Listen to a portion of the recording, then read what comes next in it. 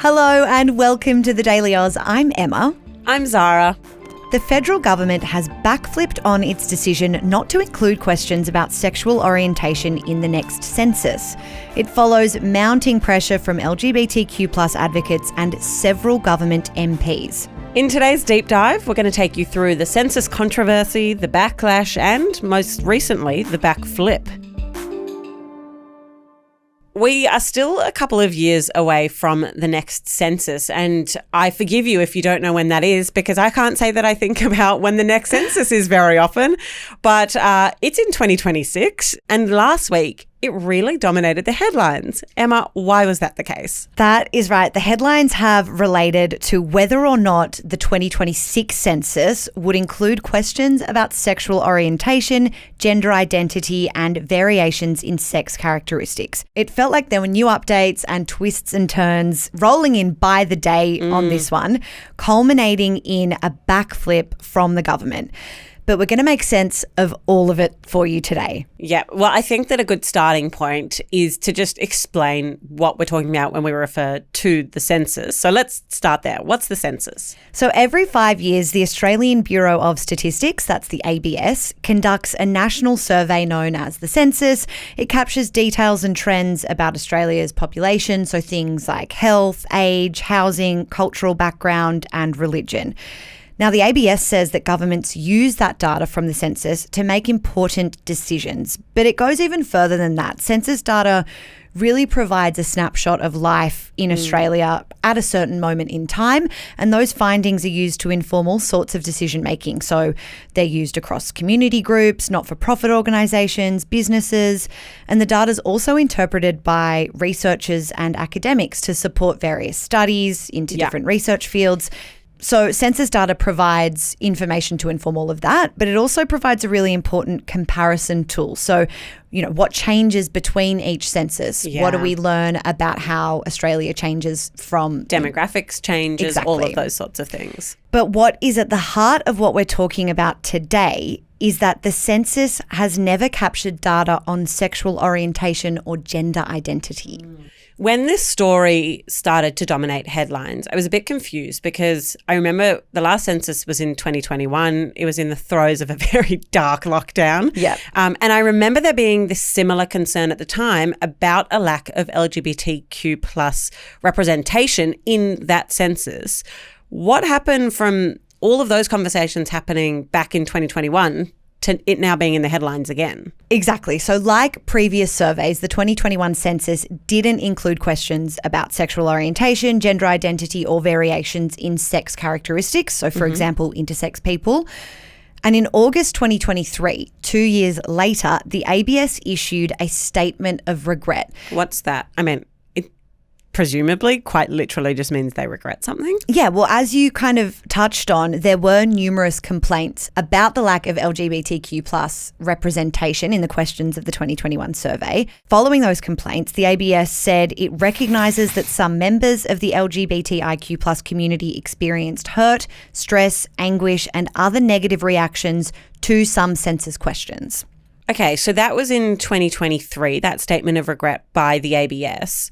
What happened after that? Like, was there any process to, I guess, remedy? If you regret something or issue a statement of regret, one would presume you then intend to remedy it moving forward. Yeah. What did that process look like? Well, that process certainly looked as though a kind of remedy was underway towards addressing those concerns. The ABS launched an LGBTIQ plus expert advisory committee for the 2026 census to, quote, provide guidance and input into the census topic review and framing of census questions and the way that census data is processed and disseminated. By the end of 2023, the ABS ended up consulting with more than 1,000 people and organisations on future census questions. From that, the ABS also said it was considering a question about sexual orientation due to a, quote, lack of a reliable evidence base. It also said it was considering adding sex recorded at birth as a question to the 2026 census and updating response categories to, quote, improve data quality. You mentioned there this question of sex recorded at birth. Can you just elaborate a bit on why that was an important thing to have captured, or at least why the advice was that might be important to capture? Yeah, so separate questions about sex assigned at birth and gender would give us a specific data set relating to transgender people and the number of transgender people in Australia.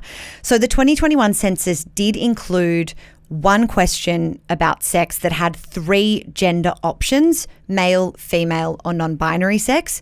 And that was the first time a non-binary option was included in the census. The ABS said that that was to allow respondents to participate in the census when the male and female sex categories might not accurately describe their sex. But that new category was not intended or designed to collect data on gender. So therefore, the number of people who reported a sex of non-binary on the 2021 census, quote, could not be used as a measure of gender diversity, non-binary gender, or transgender communities. Now, according to the ABS, sex is defined as being based upon a person's sex characteristics, such as their chromosomes, hormones, and reproductive organs. A person's gender is about social and cultural differences in identity, expression, and experience as a man, woman, or non-binary person. As gender is not currently listed as a topic on the Census and Statistics Regulation, the ABS said it did not ask this question on the 2021 census. Okay, so let's just recap where we're at. Yeah. Because I feel like, every single one of these is a huge point to dive into. But essentially what happened was the last time that there was a census was in 2021. Yeah. In that census, there were a number of things that different groups felt were not included, and therefore they did not feel represented, members of the LGBTQ plus community.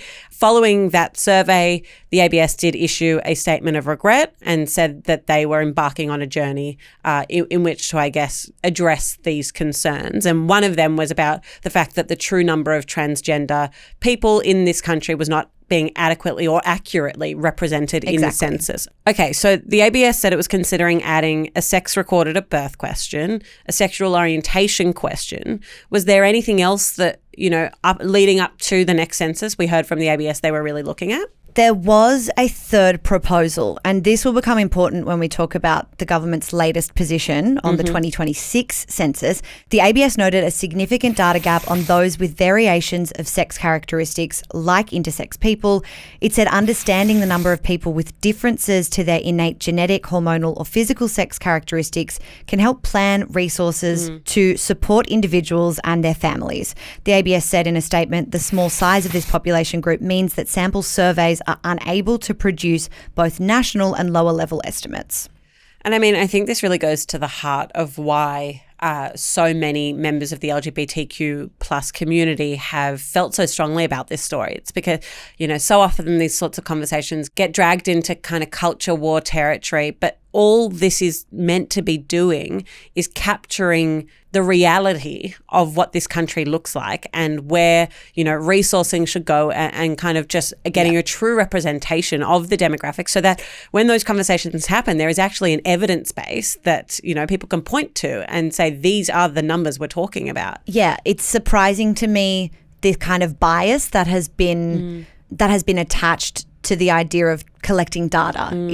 I think the argument about why the questions would be included is about providing a picture of modern Australia. A snapshot of where we're at. Okay, and so we've spoken a lot about the ABS and the work that they've been doing. Why has this conversation now come up in the news recently?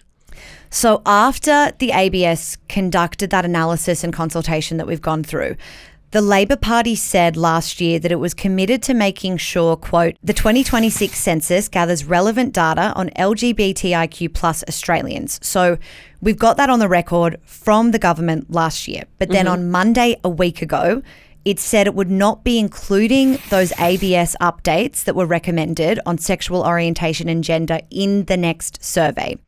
Assistant Employment Minister Andrew Leigh told TDA it is the decision of the government that there will, quote, be no change to the topics in the next census, which will be held in 2026. Okay, and that triggered just immediate and quite visceral backlash from the Australian community. Can you walk us through the response that followed from the government coming out with this position? Yeah, as you say, the fallout was pretty widespread and immediate. National advocacy group Equality Australia said the government had, quote, betrayed LGBTIQ plus people around Australia.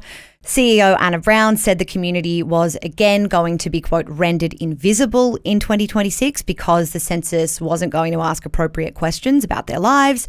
And the CEO of LGBTIQ plus Health Australia, Nikki Barth, said that there would still be significant data gaps needed to address the pervasive health and wellbeing disparities in the community. So very strong response there from the community, but there was also a very strong response from inside the government. And I mean, I think it should be stated it's fairly rare for members of the government. We know that the Labor Party has rules about, crossing the floor and all of these sorts of things. And this wasn't a piece of legislation, but still it was quite remarkable to see a number of members come out and say, we disagree with the government's position. Can you talk me through some of the political fallout? Yeah, so we saw a group of 6 Labor MPs come forward in the end, criticising their party over the decision. As you say, not a piece of legislation, but still rare to see so many people within Labor criticising a Labor decision. That movement was led by Labor MP Josh Burns. He told TDA that the community deserves to be counted. He said the data collected in the census helps with government decision-making and the delivery of services, and therefore I think we should reconsider the questions we put forward in the 2026 census. Some coalition MPs also supported adding the questions, but opposition leader Peter Dutton said that he felt pretty happy with the existing survey and he questioned what he called a woke agenda. The Greens accused the government of failing to do the bare minimum in data collection when it comes to the census. Greens LGBTIQ plus spokesperson Stephen Bates said the lack of data on LGBTIQ plus Australians was stalling necessary reforms to healthcare and education. By Friday morning, Australia's Sex Discrimination Commissioner had also weighed in. So Dr. Anna Cody, who is the Commissioner, wrote a letter to the Assistant Minister for Employment, Andrew Lee, talking about the sort of implications of the decision for the health, wellbeing and general equality of the community of LGBTQ plus Australians as well as their families. She pointed to the kind of significant health disparities faced by the LGBTIQ plus community compared to hetero and cisgender Australians and emphasised the message that we'd heard from a lot of other groups just about the importance of accurate population data to inform decisions on, health and mental health services. She said it was a matter of practical, effective policy. So you've painted a picture of just significant pressure mounting on the government kind of from every angle, both within their own party, opposition, Greens, people outside the system. How did the government respond?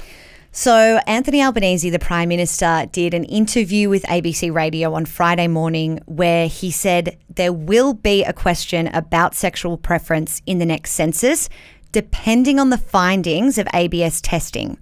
So to unpack that, he said the government had been in discussions with the ABS and that they were going to test for a new question. He said that would be, quote, one question about sexuality, sexual preference. Albanese said that the ABS will be testing, making sure, quote, that people will have the option of not answering it, or if they prefer not to answer. And he said that as long as the testing, quote, goes okay, and a question can be developed in a way that's sensitive and that gets the information that is required, the ABS will be testing that with a draft question. Now, I do want to point out that Albanese's comments only related to a question about sexual orientation. Mm-hmm. He did not imply that there will be any kind of testing on questions to do with gender identity or variations in sex characteristics, which were the proposals suggested by the ABS after that statement of regret in 2023. Okay, so the government essentially backflipped. They came out with a position. It was deeply unpopular and they've now kind of walked it back. Yep. Was there any explanation given? Albanese pretty much downplayed it. He said that the government thinks the census has been pretty effective in the past. He noted what he thought about the census being the incorrect vehicle to engage with the community across various issues, and he downplayed the census, saying that it's not the be-all and end-all. He also noted other data collection strategies that are available to us now, including on our phones and through social media. So that arguably felt like a little bit of a distraction. He did defend Labor's track record on anti-discrimination legislation, though. He noted the survey isn't for 2 years. Yeah. And I think a good point that was made is that there is an election to get through next year. The survey comes the year after that. So a lot could change in the makeup of the government between now and then. But I do want to note there was some discussion around the government not including questions representing LGBTQ plus Australia in the next census to avoid discrimination and harmful conversations. But kind of ironically, you could say that is where the conversation ended up going. The Sex Discrimination Commissioner pointed out that failing to address those concerns identified by the ABS and by advocacy groups after the 2021 survey risked doing exactly that. Commissioner Cody said she was concerned in the face of rising negative rhetoric that it could strengthen the voices of discrimination and division that, quote, seek to disrupt the nation's social cohesion. I thought this was a really strong quote from the Commissioner to finish on. While we must seek to minimise harm, the answer cannot be to do nothing. LGBTIQA plus Australians and their rights must be protected and supported, as must the rights of all Australians. A really interesting deep dive, and I know that a lot of people would have seen these headlines but perhaps not understood all of that context, so thank you for explaining that. And thank you for joining us for another day on the Daily Aus. If you enjoyed this episode, feel free to leave a comment on Spotify or wherever you're listening if you're watching us on YouTube. We love to know what you're thinking and feeling about the topics that we cover here at TDA. We'll be back again tomorrow, but until then, have a fantastic Monday.